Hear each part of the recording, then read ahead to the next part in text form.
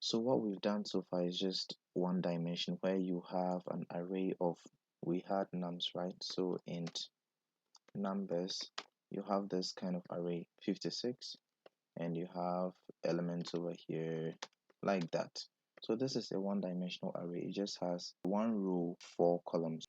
Now when we want to declare two-dimensional arrays like 2D, 3D, 4D, anything, so this is how to go about it. Let's say I have int, and the array that I want to create is called numbers, and the first dimension is going to be 4, and the second is going to be 3. So this, and then I can then assign my parameters in here. I'll look at that in a bit. So what this does is it creates an array of 4 rows, 3 columns. So I'll just use this to kind of illustrate. So I'll close this so you guys can see that. So we have an array of 4 by 3, right? So we can have 4 rows in this manner. Don't mind my drawing, please. So we have 1, 1, 2, 3, and we have the fourth row over here. And we can have 3 rows, right? 2, 3, right? So how many? So this is 1, 2, 3.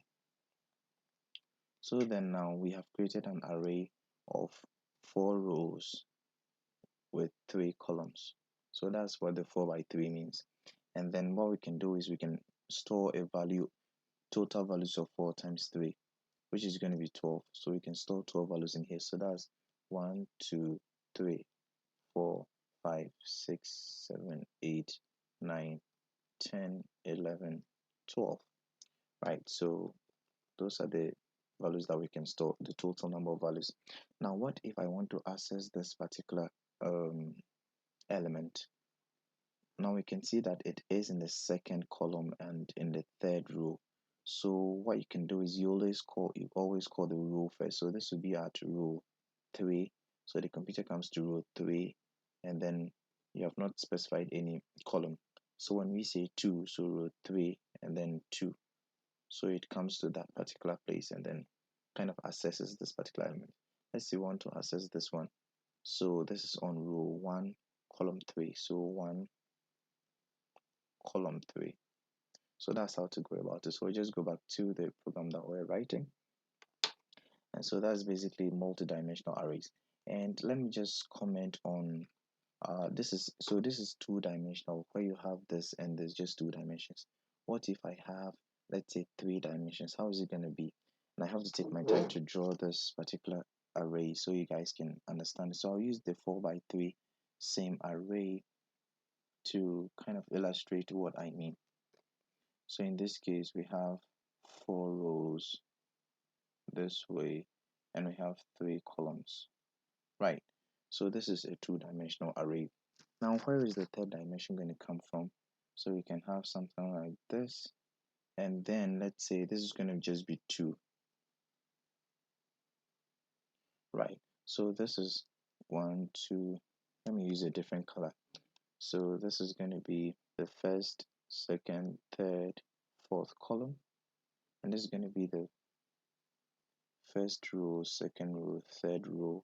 Sorry, these are rows. Sorry, these are rows. These are rows and these are columns.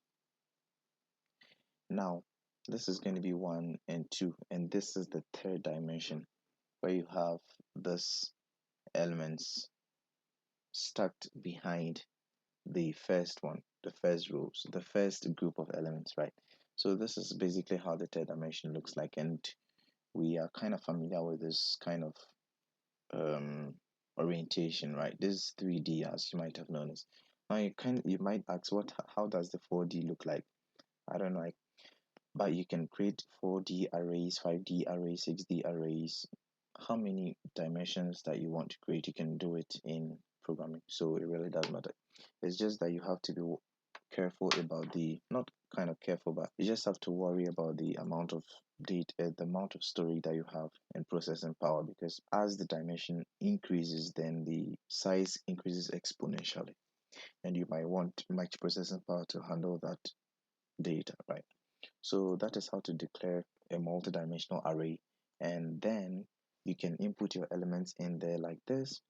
So you can have them in 5, 6, 7, 8 with a comma. Then you can come down. This is just for presentation. So let me just use numbers that don't repeat. So 1, 2, 3, 4. So yeah, by 3, 4 by 3. So we have 3, 4, 5, 6, 7, 8, 9, 10. C++ does not really mind about indexing, right? So you can just list these out in a single line. But this is for presentation and it's kind of graphically appealing, right? We are left with this is last one. So we can have comma over here. Whoops. What am I doing? Then we can have 11 and 12, 12, 13. Right now, note that we ended at 13 is because we started from 1. But these elements, the total is 12 because this is 3 times 4, right? It's going to return 12. Now, how do we return these values? Let's say I want to print out see out numbers and we want to output the 4, no, let's say 2. This is the first row, this is second row. So second row, third element, right? So that's what I want. Second row, third element. Let's see if this will return any output. And we have 11 returned. So that's how to index the elements under a multi-dimensional array. So we could have had another array in the another dimension, and you just have to orderly write out the order of your dimensions, right? So this is how to access it in 2 dimensions. So now how do we go ahead and then output this entire array?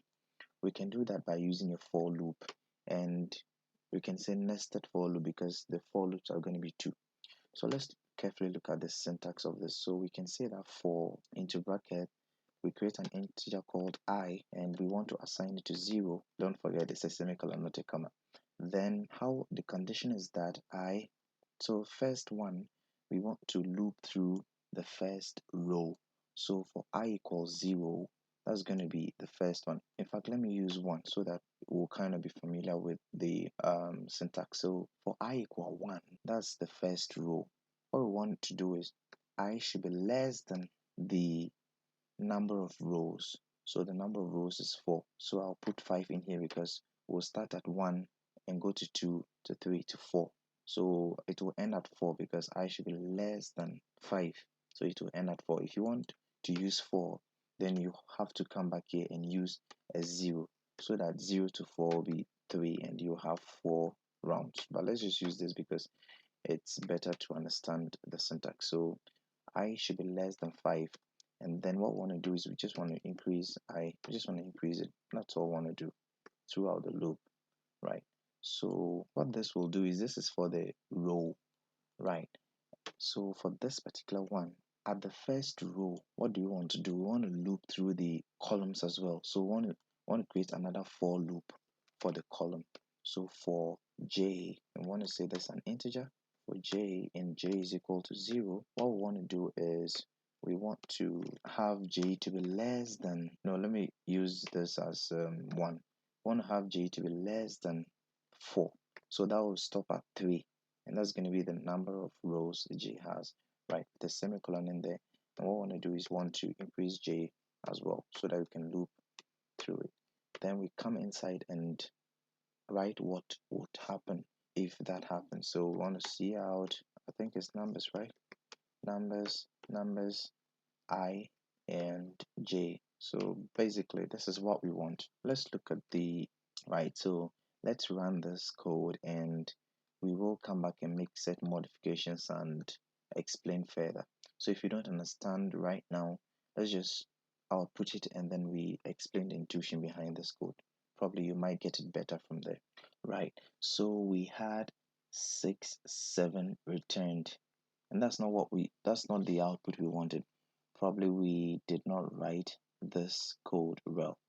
So we'll just look at it again and then make certain modifications. And okay, so let's just make this a single line array to see if that will solve the problem, right? So I'll just clear this and make it a single line array. So I'll go ahead and run this again, and yet we have 67. So that's not where the problem is coming from.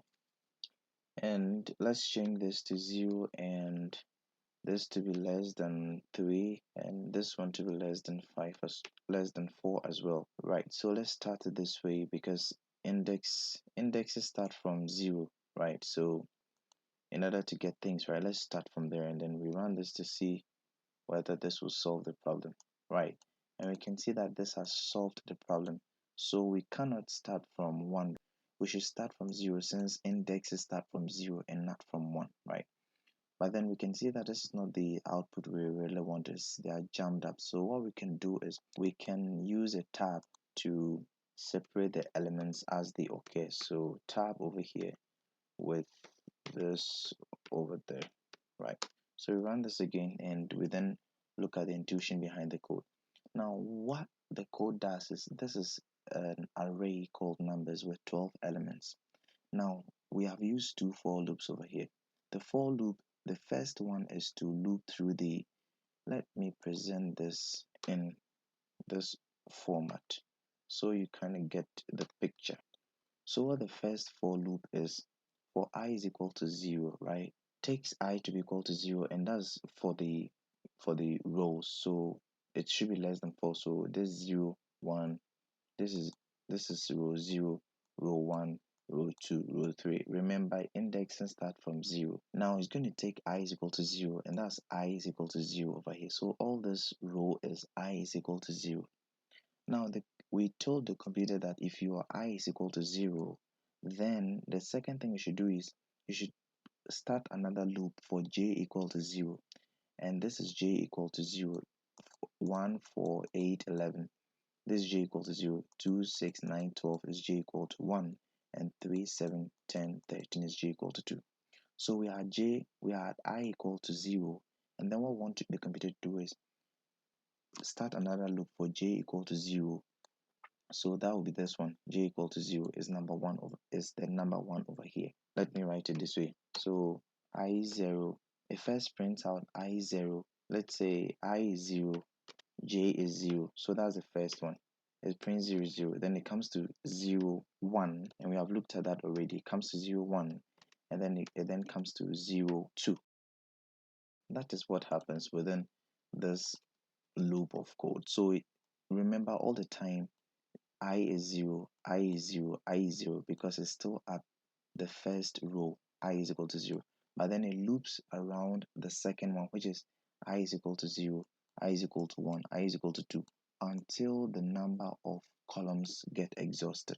So at I is equal to 2, the columns got exhausted because we spelled out that j should be less than 3. So this is less than 3, right? Then after that, after this column gets exhausted, it comes back again to the first statement and increases I to 2. Sorry, it increases I to 1 because I was 0 first. Then it increases I to 1. When I is 1, is I less than 4? Yes, I is less than 4 because 1 is less than 4. So it then comes to row 1. Remember, indexation, row 1, right? It then comes here. And what happens here is after it comes in there, it comes here and j was 0. So it increases j to 1 as well. So j becomes 1. Is 1 less than 3? It checks the condition. Yes, 1 is less than 3. Then it starts to loop again. So at I1, this is what happens. So it will first come to 1 and then it comes to 1 again because j is now 1.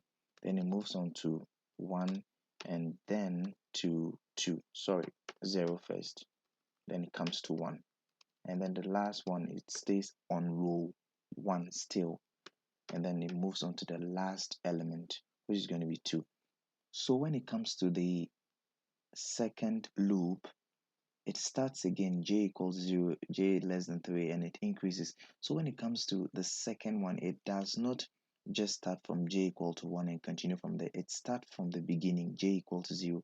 So at I equal to 1, that's the second row. Note we are using indexes here at the second row. At the second row, which is I is equal to 1, then it starts from j equal to 0, I1, J1, I1, J2. Right, so it does that repeatedly for all of these, and then we get this output over here. But we don't want it in this format, so we can use an if statement to kind of get an output that we want. So what we can do is we can create an if statement here. If the index, that's j, if j is equal to, what we want to do is we want to print a new line. We want the order to skip to a new line so that we get this format. So this is j equal to 1, this is j equal, sorry, this j equals 0, this j equal 1, and this j equal 2. So the moment j is equal to 2, we want a new line printed here so that the next time the elements will start from the next line. So what I want to say is cout endl, yeah, endl, just issue a new line. We run this and we should be getting it in a nice format here, right? So now we have it in a nice format like 1, 2, 3, 4, 5, 6 in this format that we want as a 4 by 3 array. And you might have noticed that there are 4 rows in here and 3 columns, right? So that is how to output the elements of a multi-dimensional array. And